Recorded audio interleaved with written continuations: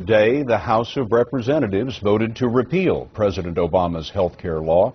It is the 33rd time that House Republicans have done that, even though they know the repeal won't go anywhere. It won't be considered by the Senate, which is controlled by the Democrats, and of course the president would veto it.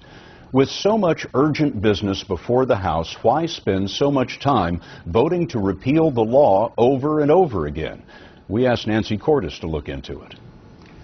The bill is passed. House Republicans have now held so many repeal votes, lawmakers are losing track. This is the 31st repeal vote. Today's 32nd repeal vote of health care. In fact, it is the 33rd vote to repeal all or part of the president's health care law, a Republican effort that, according to a CBS News tally, has taken up at least 80 hours on the House floor. That's 2 full work weeks since early 2011. Texas Republican Lamar Smith. Obamacare is a massive tax hike on the middle class. The bill is passed.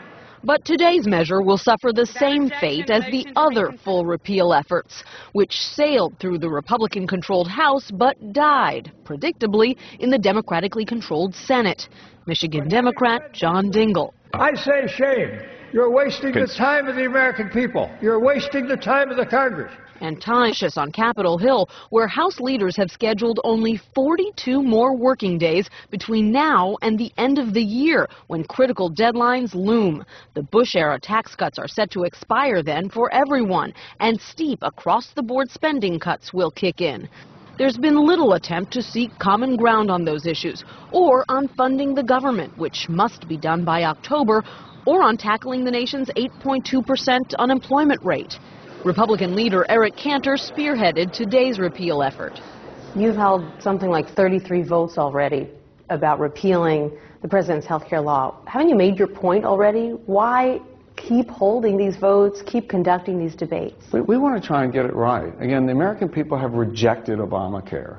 You know, they don't want Washington telling them what kind of health care they should have. But are you proposing something else? In fact, absolutely. All along the process during which Obamacare was being discussed here on Capitol Hill, we posited an alternative. Republicans did release a short outline of their health care priorities back in 2009, but have crafted no formal replacement for the president's health care law and have no immediate plans to do so. Scott, one of the main goals for Republicans of holding these votes over and over again is really to tie vulnerable Democrats to an unpopular law in an election year. Nancy, thank you. We wondered how much it costs taxpayers for the House to repeal the law again and again. You can't be exact about these things, but the Congressional Research Service tells us that the House of Representatives costs us $24 million a week. So with 2 weeks spent repealing the law, that comes to a little under $50 million. A